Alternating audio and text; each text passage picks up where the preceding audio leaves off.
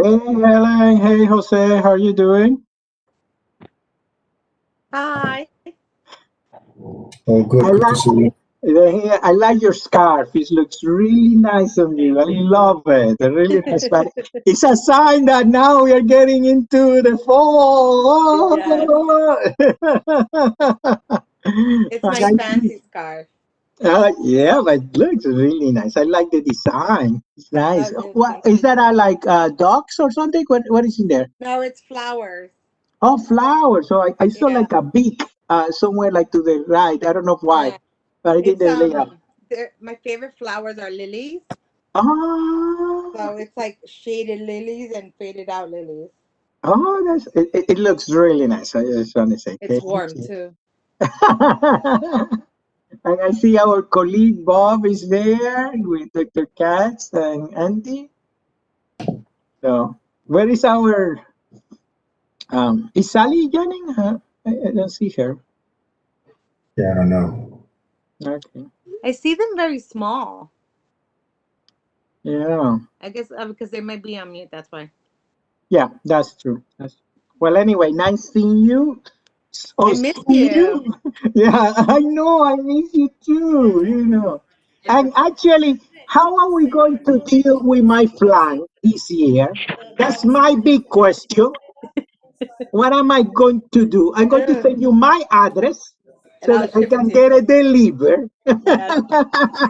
Or maybe that will be the good way when we get connected, I get my flan. Yes. The first time we're all together again, I'll bring everybody flan. I thought you said plan. And I'm like, what are you talking about? No, no, Flan. el plan de... La única ¿eh? cosa I es que know, yo I no know. sé bien en la cocina. Hey, Ellen me mató la otra vez con ese flan tan bueno, carajo. Hi, hi, hello, Sorry, hello, it's Felicia. hi, sorry. Yeah, Board I members, know, you I on the miss you line with the too. presenters. We And are actually, how are we activating going the to deal public with link my and we'll flan be starting in a here? minute, That's okay? my big question. Thank you. What am I Thank going to you. do? I'm going to send you my address Mute all. so that I can... Okay. Hi, can caller 646 ending in 05 please identify yourself? Yeah, perfect. Do you have the numbers? Do you have the one with the numbers? I have this one. I have the other one. Okay, no problem. Here. All right, thanks, Jim. Okay, bye. Hi, caller He's doing it 646 right now. ending 05 please identify yourself. Hi, good evening. This is Dr. Lewis Marshall from Lincoln. I'm sorry, can you repeat that one more time, please? Dr. Lewis Marshall from Lincoln. Okay, thank you. Yes, thank you. We promise not to go anywhere. And I can only speak for myself. The person who does the website, he is at school. I'm trying to get him to Okay. You always do things really well. You will do this also.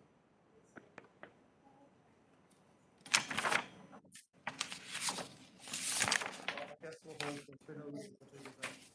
I'm gonna get it, David.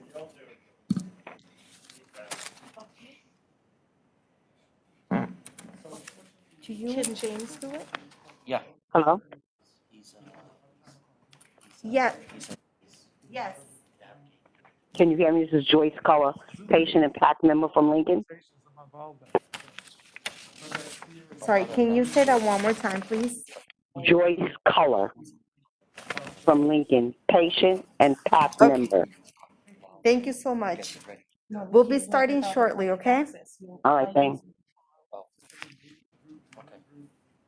You can't do it without the public having access. Just tell him, let us know when it's good.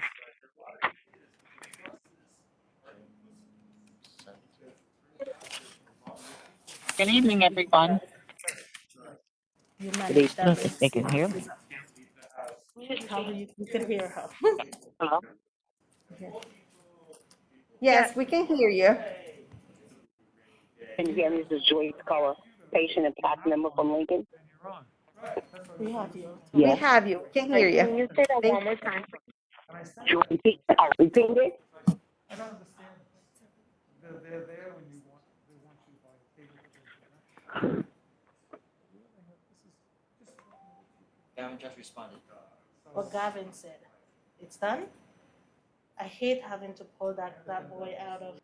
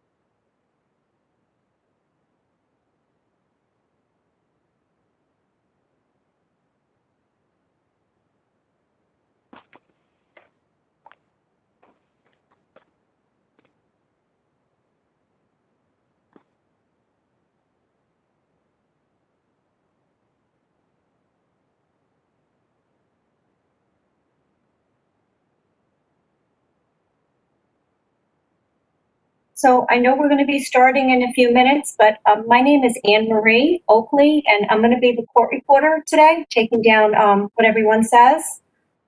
I just want to note that if we'll be getting everything that will be said today, but if you want to be introduced as your name, can you please state your name as you're speaking? Yes. If not, I'll be identifying you as an unidentified speaker. Thank you.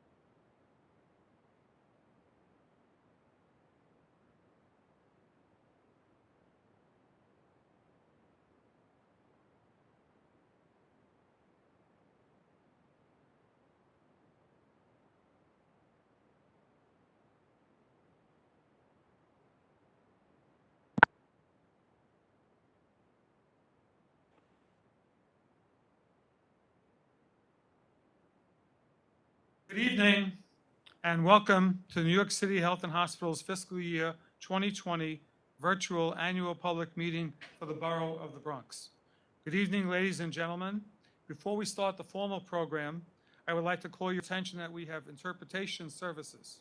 If you require these services, please call 212-788-3359, and that's for the Spanish language. My name is Robert Nolan, and I am the Bronx Borough City Council representative on the Board of Directors.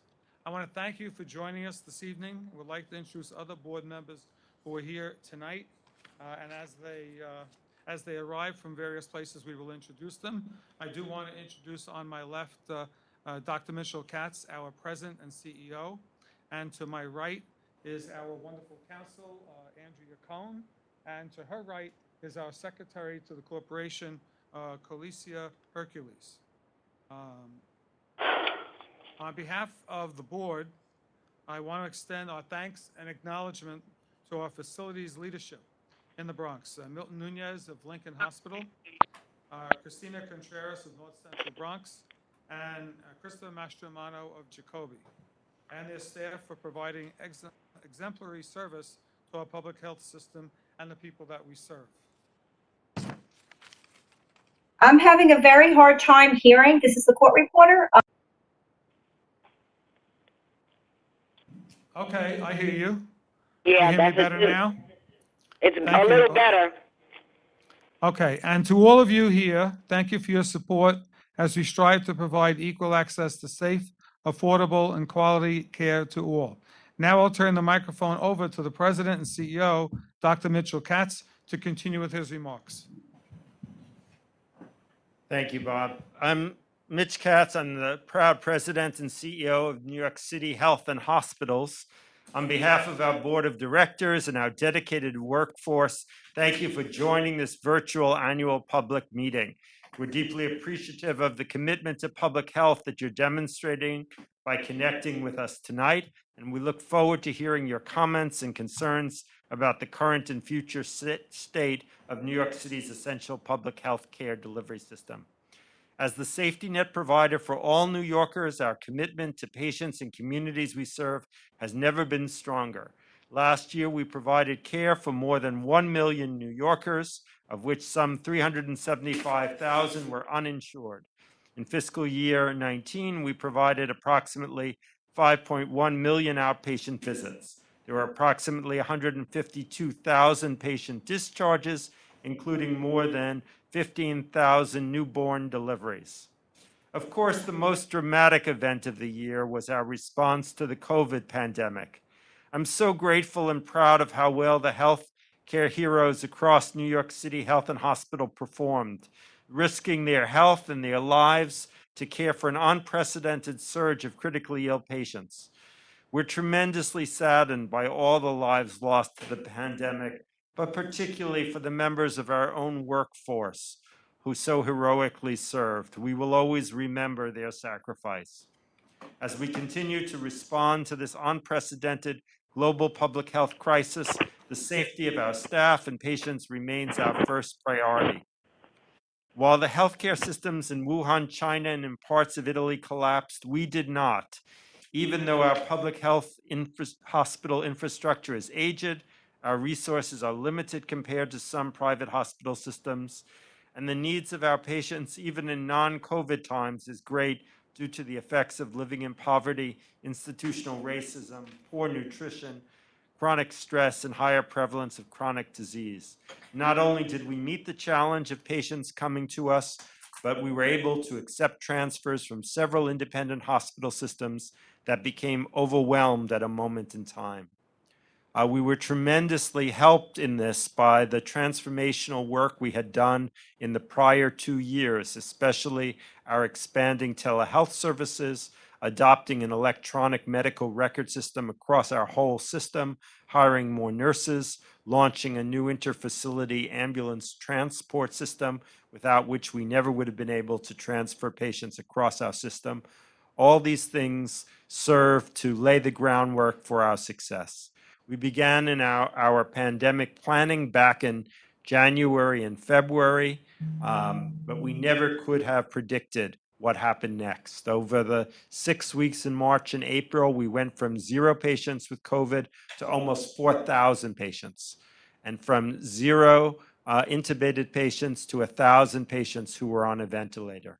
We were able to triple our ICU capacity from 320 beds to taking care of nearly 700 patients across our system. We were also able to answer the anxious calls of more than 80,000 New Yorkers who used our COVID hotline to connect with clinicians to answer questions on the virus, assess symptoms, and get connected to care.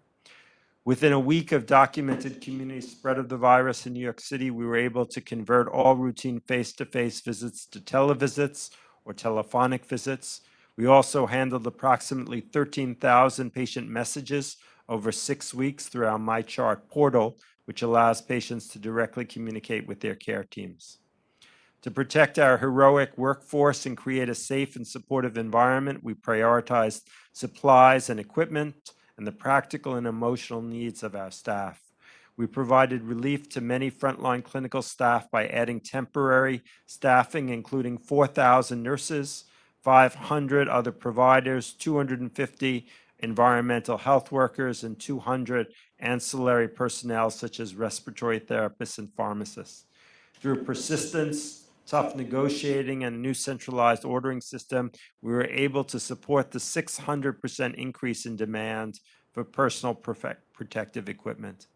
We lessened the impact on the elderly and frail in our long-term care facilities by leveraging the shared resources of our integrated system, and we took steps to protect our staff and patient inmates at correctional health.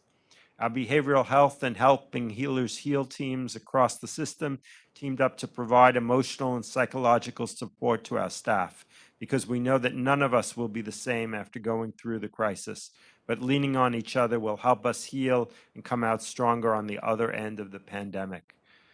We are so grateful that our efforts were helped by the amazing generosity from local, national, and global communities who donated more than $20 million in cash and in-kind donations to lighten the load for our frontline staff, with free hotel rooms, which are especially important because people feared bringing the virus home to their families, 3 meals a day, remembering that restaurants around the hospital were all closed, and so people had no place to eat, free taxi rides at a time when transit service was very limited, child care at a time when schools were closed, extra scrubs, grab-and-go groceries, and even Girl Scout cookies.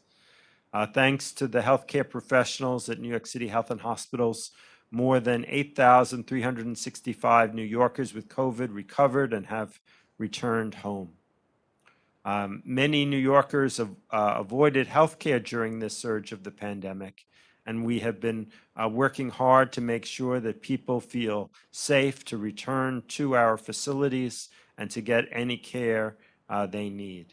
Health and Hospitals has also played a key role in suppressing the virus and reopening the city through our Test and Trace Corps, which is now the nation's largest testing and contacting tracing initiative to fight COVID-19 through our partnership with the Department of Health and Mental Health Hygiene, and with the ground outreach support of nearly 40 community-based agencies.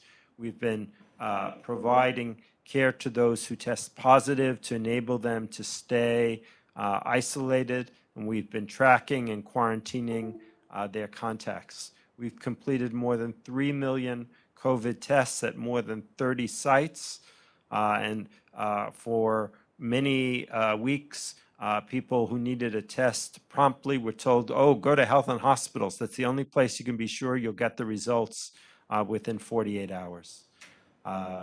We are also responding to the emergency health care needs of survivors, recognizing that many people, although they recover from the acute incident, still have symptoms that can be quite debilitating.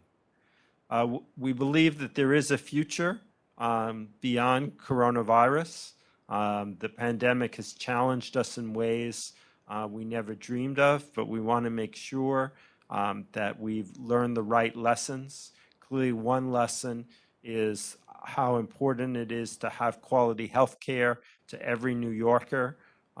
We've seen tremendous disparities in care that are partially due to low-income people not having the resources they need in order to stay healthy. We've enrolled for our NYC Care program, which guarantees access to primary care doctor regardless of income or immigration status. Enrolled 30,000 members who've had over 85,000 provider visits. We also recognize that this has been a time of tremendous social strife, and I'm proud to have supported our staff who joined the White Coats for Black Lives movement. And our organization has always stood for social justice and equality, and I'm proud that that continues to be a strong message. We're doing additional training ourselves, recognizing that no one is immune from implicit bias. We want to make sure that we're aware of the biases that can affect patient care and that we are addressing them. We're going to keep focusing on our mission of quality and excellence. Despite COVID, we still managed to open a new Pride Center to care for LGBTQ adolescents. We strengthened connections between primary care and mental health services. We expanded express care urgent care services. We enhanced our substance treatment services. We improved services for patients with hypertension, diabetes, and heart disease. We expanded care for patients with disabilities. We launched peer-to-peer telehealth support for Metro Health Plus members.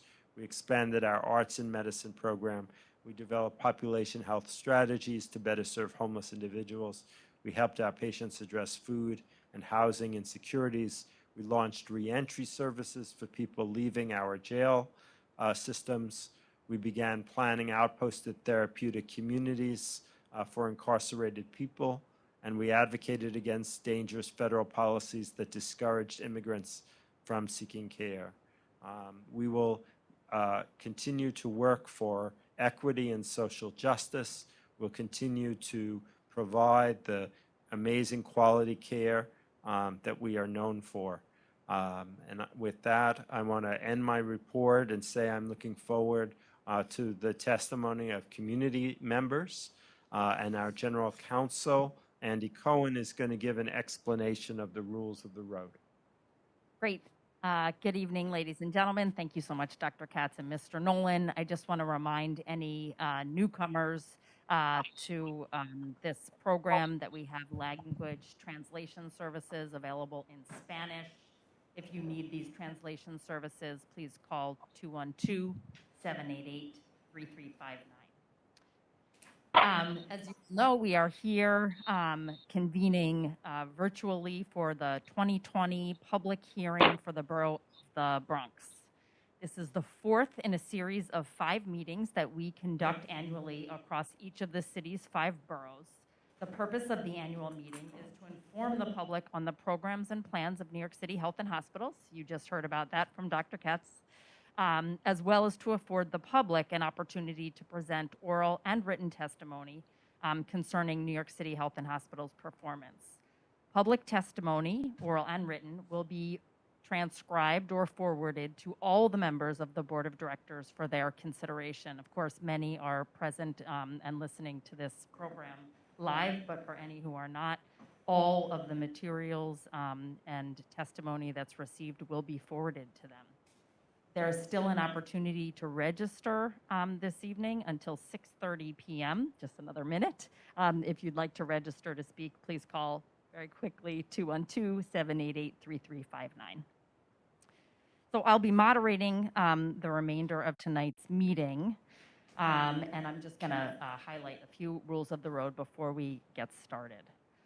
The most important point for all of you to understand is that the members of the Board of Directors are here to listen to you, to the public, not to engage in a dialogue. It's not a question and answer forum, and they won't be responding this evening to your very important comments. In order for each registered speaker to have an opportunity to testify, they are allotted 5 minutes of speaking time. On your screen, you'll see an electronic timer that will provide guidance about the expiration of your time if you are the speaker. A green light indicates that you are in the beginning of your time allotted. A yellow light will indicate that you have 2 minutes remaining in your allotted time. A red light will signal that your time has elapsed, and it will quickly move to flashing red, at which point I will interrupt you and ask you to conclude your remarks if you're still speaking. And at that point, your time allotment is entirely expired, and we will move on to the next speaker. If you don't complete your comments in the allotted time, don't worry. If you have a written statement that constitutes your full testimony, you can provide it by calling that same telephone number, 212-788-3359. They'll make provision for you to be able to email or submit your full statement into the record. Everything will be shared with the entire board of directors. Last point, in some cases I am seeing names for the first time. I apologize in advance if I mispronounce any names. Please do let me know. Let us know the proper pronunciation of your name when you begin to speak, but I will do my very best. Thanks so much for participating, and we'll now hear from the first presenter.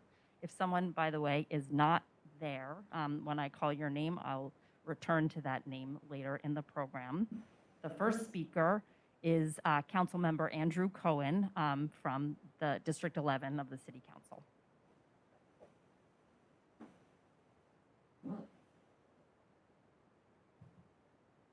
Mr. Cohen, are you on the phone?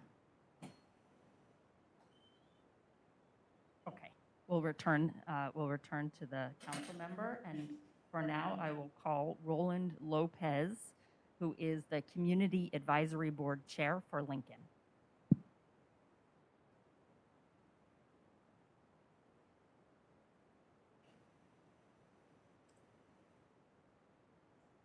You may need to unmute yourself if you are muted.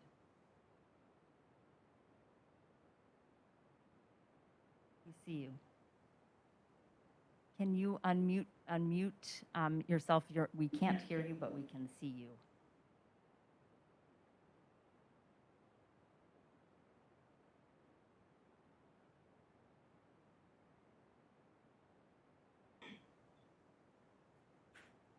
Hang on just a moment.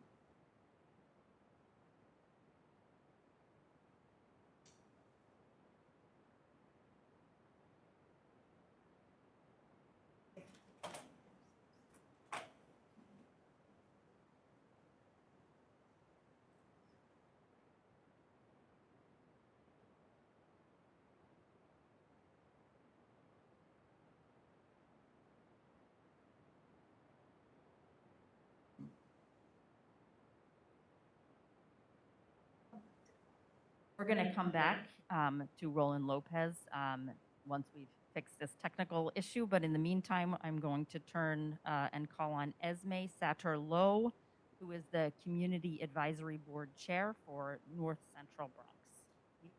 Yeah, we couldn't hear. Yeah, can you hear me? Yes, we can. Thanks. Yes, good evening. Thanks, Dr. Katz, for that good report. Dr. Katz and members of the NYC Health and Hospital Board of Directors, I am proud of the work that NCB had done during the COVID crisis.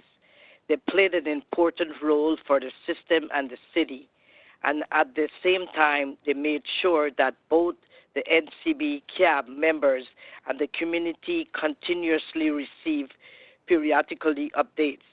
I am delighted to inform you that in spite of the ongoing pandemic at NCB, relationship with the community has been kept strong thanks to the effort of the administration.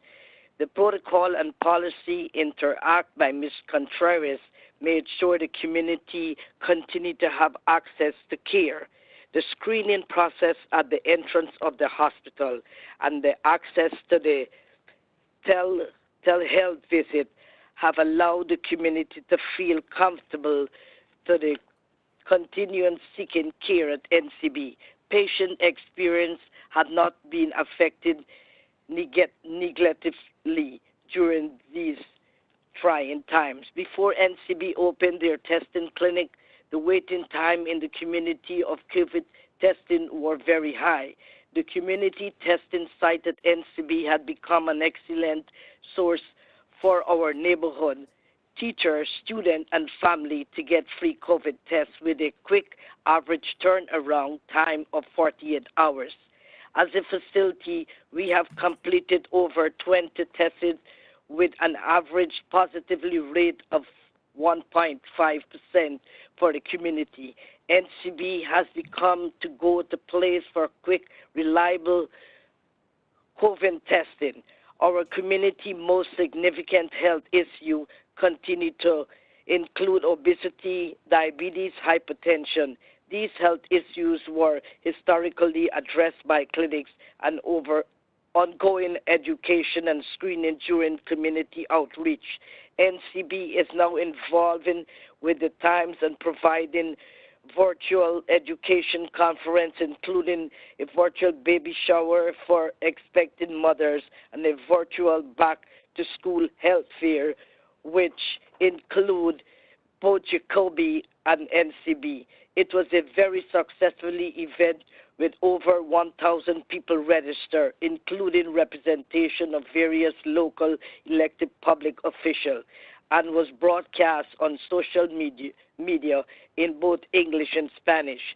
Additional community need like care for patients with chronic condition and families with psychiatric disorder are being addressed by leveling the technology of electronic medical record and conducting video visit with these at-risk population. North Central Bronx is a hospital that provides quality care for generation of family. It's a hospital that members of the community continue to trust, having received compassion care from the experienced provider. Our CAB is proud of our hospital and our community and will continue to work and make it stronger. I thank you for your patience, and I want to say thanks to Ms. Contreras and Dr. Mascherano at Jacoby Medical Center. Thank you for listening to this report. Thanks. Thank you. Thank you very much for your testimony. We appreciate it. Yeah. Thank you very much. Our next speaker, we're going to wait to go back till we correct the technical issues that we are having for the earlier speakers. We're going to move on to Sean Petty, who is a staff nurse in the Pediatric Emergency Department at Jacoby and Vice President and Southern Regional Director of NYSNA, New York State Nurses Association. Thanks, Sean. Thanks, everyone. Well, just to clarify, I'm the Vice President of NYSNA at Jacoby, and then the Southern Regional Director for the statewide union. Thanks, Andrew.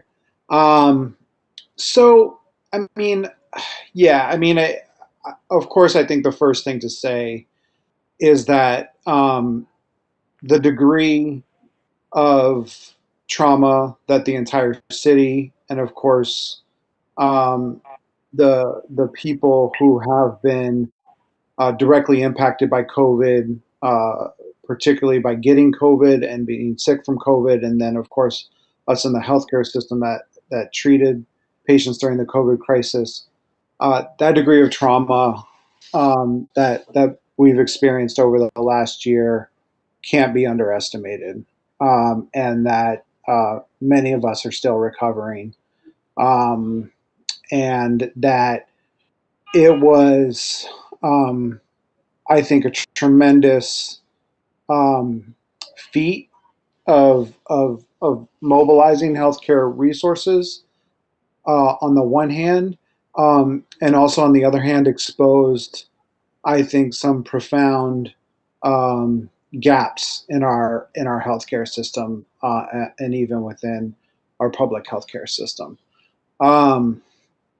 I don't think I have to remind people here in this conversation of, the tolls that this took on the communities that we serve. We know the racial dynamics, the class dynamics of how it disproportionately impacted Black and Brown communities in particular at 5 times the rate of illness and death in many cases, in many communities. For younger patients who suffered from this disease, the racial disparities are actually 10 times the rate for African American young people as they are for the general population. So we know that the communities that we serve were particularly vulnerable going into this situation and were damaged the most.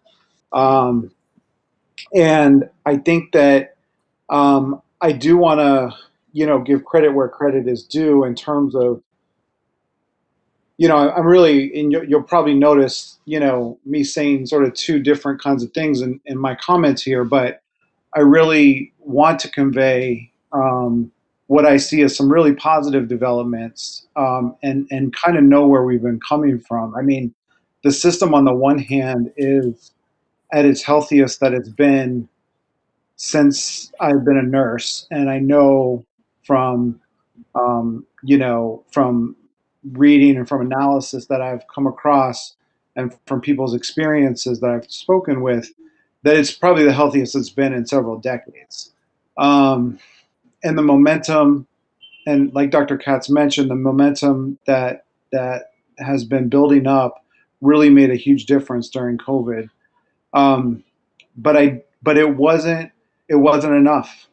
Unfortunately, it wasn't enough. The need was too great. We definitely did better than some healthcare systems, than most healthcare systems around the country, and we definitely did better than some healthcare systems around the world. But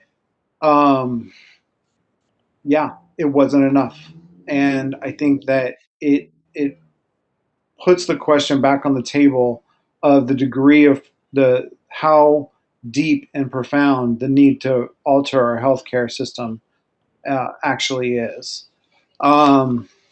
Just from personal experience, I think one of the most sort of important ways that I think we can alter the disparities that we saw during COVID is to be the healthcare system that pinpoints precisely where a number of these disparities show up in society in a more chronic way. Of course, we know about diabetes and hypertension, and I think we do a pretty decent job of going after those. But there's other more specific ways that we could develop targeted programs that address modalities of disparities and modalities of care. And here I'm thinking of specifically around sickle cell disease. Still, we have a massive gap in terms of resources being devoted to caring for that community. They're largely untracked. They get a far too wide variety of care. They need evidence-based standardized plans, and they need follow-up in their communities. Maternal health is another key area. There's continues to be pain control disparities in communities of color. There continue to be very more specific healthcare needs, like African Americans suffer more greatly from pulmonary embolism than do the broader society. And then, of course, with mental health care. And here, Could you conclude your remarks? yeah, and here is where I think that we could really make a huge dent, is really devoting resources to addressing the profound mental health care crisis that exists in this city.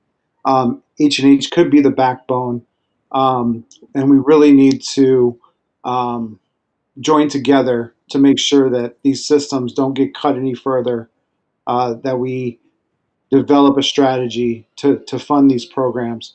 But I think that, in the right hands, and I think we have momentum to do this, we can really develop strategies so that these don't Thank you so much. happen. Thank you. Thank you very much for your testimony. The next speaker is Alice Simmons, a Community Advisory Board member from Lincoln.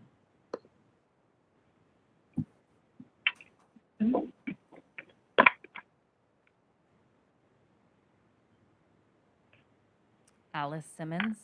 Good evening. Can you hear me? Hello? Yes, we can. Thank you. Okay. My name is Alice Simmons, and I'm chair of the Patient Care Committee at Lincoln Community Advisory Board. I am pleased to be a part of this committee. I appreciate the fact that we're here tonight and that we're able to talk. There's one very important thing that I'd like to talk about for the moment and not for long, and that's my chart. My chart is something that Lincoln has started this year, where all your information is put in the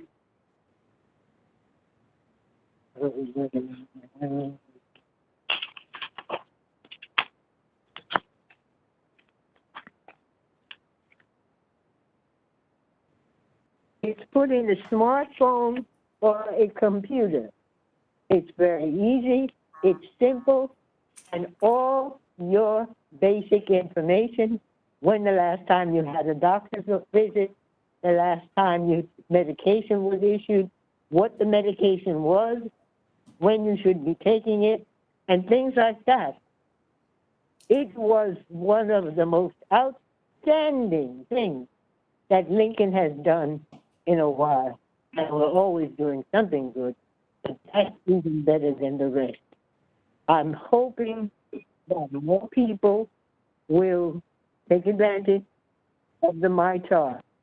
So far, there have been 54,000 patients that have put and signed up for My Chart. Please remember, your life, your medication, the things that keep you going every day are important. I want to thank Mr. Nunez because he was very responsible for some of the My Chart things going on. If it had not been for him, we probably wouldn't have it. But we do have it, we want to keep it, and we want more people to be a part of it. There were other things that Lincoln was good at. In July, U.S. News and World Report issued its annual report of high-performing hospitals, recognizing Lincoln for its high performance for congestive heart failure and for chronic obstructive pulmonary disease. So Lincoln hasn't given up on its patients. There's always something that Lincoln can be doing to help our patients move along with their lives. I want to thank you again for giving me this opportunity to be a part of this program today. Great. Thank you so much for your testimony. Our next speaker is Alfred Grant. He's the chapter chair of Local 420 at North Central Bronx.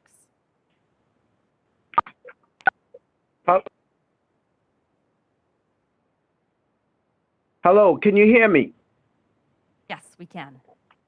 Okay, can you hear me loud and clear? Loud and clear. Okay. First of all, I want to thank Dr. Katz, and I want to thank our star, Christine Contreras, because of this epidemic, which I've never seen in my life. And believe me, I've been around the health and hospitals for a very long time, since 1978, when all other diseases and other things have attacked our system. But nobody was more prepared to serve our community. And I'm also not only an employee here, but I'm also live in the neighborhood. And I saw it when the virus came and overtook many in the neighborhood. And everybody depended on and got service at North Central Bronx Hospital. And we are ready for round two. And I want to thank everybody, but I also want to make sure that we look at our tomorrows. And when we overcome this COVID-19, which I call North Central COVID-19 capital of the Bronx, we're prepared to handle it. But when it goes, I'm looking to see where we're going to add to North Central because we will have space. I'm looking for us to service more of our community, and that is things like dialysis.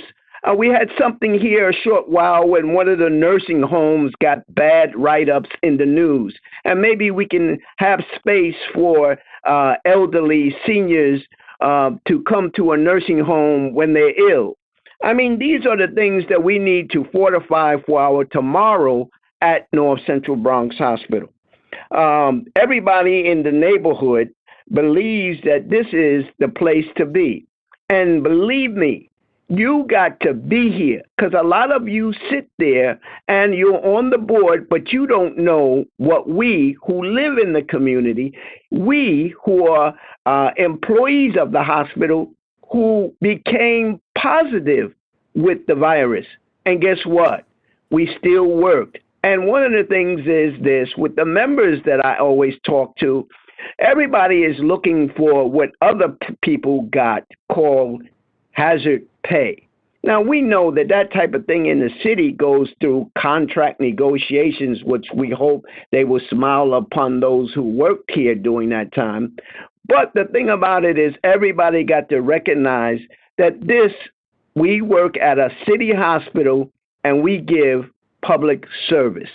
I want to thank everybody for this round, and especially you, Dr. Katz, by making sure that Christine had this fortress that we have here in the North Bronx, because everybody looked like they was ready to come from Elmhurst Hospital, other places to come. And we've seen many people sick and overcome this virus. So I want to thank you, and I want to make sure that you keep the door open for how we can expand this area in North Central where we got space. And come visit me at my union office. Thank you. Thank you very much. Our next speaker is Michelle Webb. She is an RN at Jacobi and the release time representative for the New York State Nurses Association. Good evening, everyone, and I thank the board. And Dr. Katz, thank you so much again for allowing this to happen, even though we're in the midst of this pandemic. What I would like to recognize is that NCB, as Alfred Grant has said, was stellar in accepting so many patients from so many different places, because the community at large at NCB didn't have the impact that elsewhere existed in the city. Jacobi was overwhelmed in so many ways, and nurses struggle daily. And with any war, there's always what occurs with the remnants of war. And as Sean Petty mentioned, there's a lot of folks who are walking around with PTSD because they had no time to grieve for their peers. There were many, nurses who were severely overcome, and there were nurses within the system who lost their lives. And the nursing education department took a very harsh impact and with loss of life. And there are a lot of nurses who are feeling that loss. And one of the nurses that lost her life was in behavioral health. And she was an educator beyond compare. And because the Neisner office is just down the hall from nursing education, you could hear the round of laughter and enjoyment just because this nurse was there and giving whatever necessary material that was a part of behavioral health's mandatory education. So I know I'm getting a little bit lost in that, because I've had that heartfelt loss myself, and because I'll be very close there with nursing education. But what I would like to mention is that we are still in some cases looking at some departures from what the expectation is, and that's with when you're using an N95 mask, which is said to be the mask when you're dealing with an airborne disease. With the regulatory agencies waffling with the fact or the determination that it is airborne, a lot of frontline staff were impacted. And that the N95, whatever our par is, we have to double and triple our par, because we can't have the expectation, which still exists, because a nurse said to me today that she was asked to wear, that the expectation is that you wear a mask for 5 days. And N95 is per visit, per patient encounter, and you throw it away. This is what you learn in nursing school. So you're asking nurses not only to absorb the loss of their peers and to watch patients die, but you're asking them to wear a mask beyond anything that's in the realm of asepsis.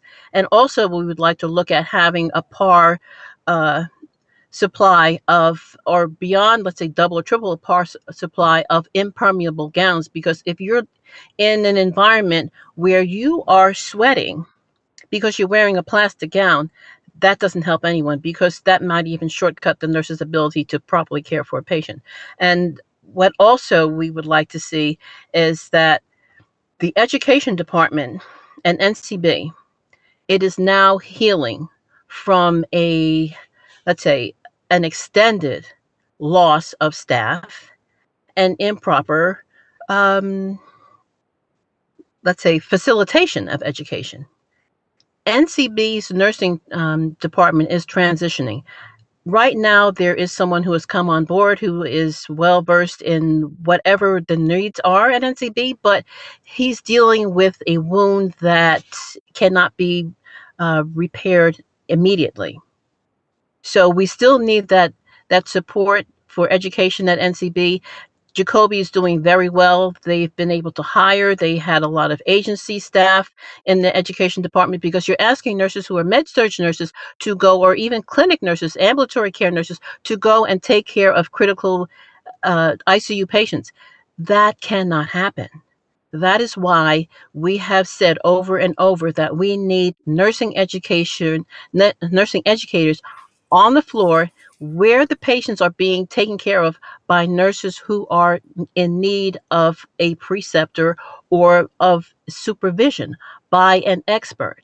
So we need experts if we want to deliver excellent care. So I would like to see that NCB's nursing education department take another step up. You have what seems to be an excellent associate director of the department now, but behavioral health, as Sean says, that could be one of the, let's say, primary care, let's say primary psychiatric for health and hospitals. So we could do that if we can support that with nurses who stay in the unit. So we need a behavioral health educator for NCB and Jacoby, specific to behavioral health, so that we can heal those patients that are going to be filling those beds even when COVID is not with us, because that seems to be the units that stay filled.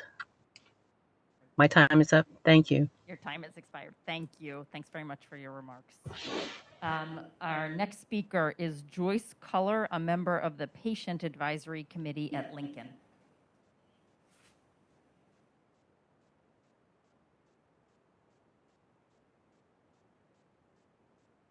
Joyce Culler.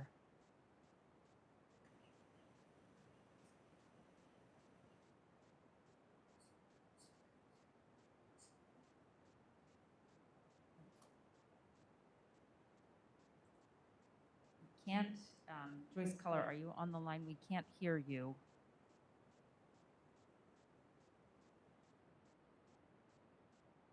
Just a moment.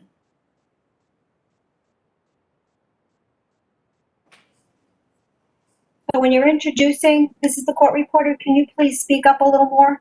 I appreciate it. Thank you. Yes, we're waiting for Joyce Culler, hoping to find her. Lincoln. Yeah. Oh, We got Lincoln. Okay, we're going to switch gears for a moment and go back to Roland Lopez, who is the Community Advisory Board Chair at Lincoln. Can you hear us now? Can you hear Yes. us? Thank you. Yes. We can hear you. You can hear me? Good evening to the Board of Directors, Health and Hospitals Administration, Hospital Administration, and my fellow CAB members. My name is Roland Lopez, and I am the Chair of the Lincoln Community Advisory Board. The CAB works closely with the Lincoln administration that even met with the CAB Executive Committee during the summer months to keep us up to date with the hospital's response to a number of problems impacting the Bronx. Tonight, I want to share a few ways in which Lincoln has served the community in this difficult year. For one, Lincoln has been stellar in its response to the COVID-19 pandemic. The hospital has seen an impressive outpouring of community support since the month of March. Lincoln staff stepped up to the challenge with dignity and grace and provided patients with the care and support they needed during the unprecedented times. Not only did we have Lincoln staff, but we also had the United States Air Force 445th Aerospace Medicine Squad from Wright-Patterson Air Base arrived to support Lincoln during the pandemic. Close to 40 doctors, nurses, and respiratory therapists worked as frontline staff. During the height of the pandemic, in a matter of days, Lincoln increased the intensive care unit capacity to meet the demand for patient care. Lincoln increased the number of adult ICUs by over 250%. After having to convert to a number of outpatient clinics due to the pandemic response, Lincoln's outpatient services fully reopened in the summer months and are providing a full array of patient care to the community. On top of the pandemic, Lincoln has also responded to police brutality happening across America. I was able to share a few words as a former New York City homicide detective and speak out against police brutality at the White Coats for Black Lives held on June 4th in Lincoln's courtyard and organized by the residents. Lincoln has been working to get the word out about the 2020 census, encouraging and assisting patients, staff, and visitors in completing the questionnaire. Census report representatives are set up outside Lincoln to help with the sign up for the account. CAB members also tabled for 2 weeks, encouraging the community to register to vote.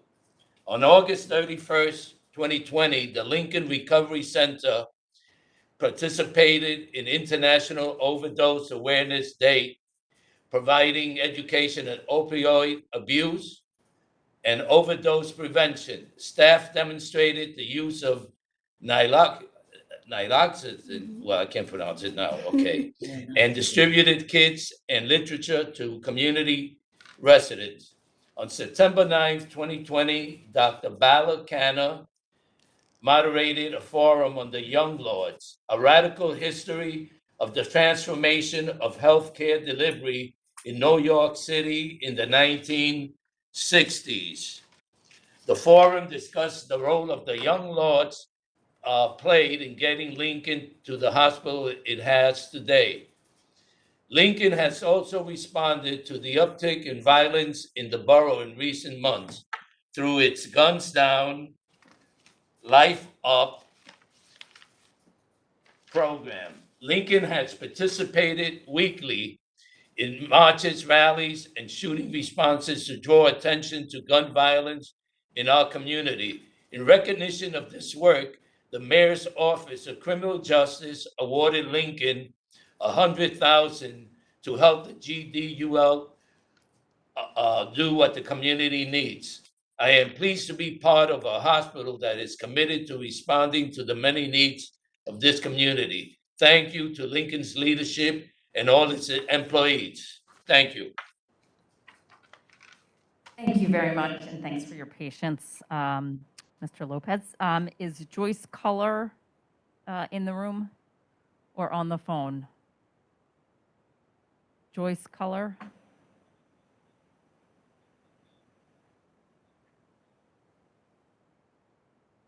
Okay, and I'm just going to call one more time to see if City Council member Andrew Cohen has been able to join us and would like to speak.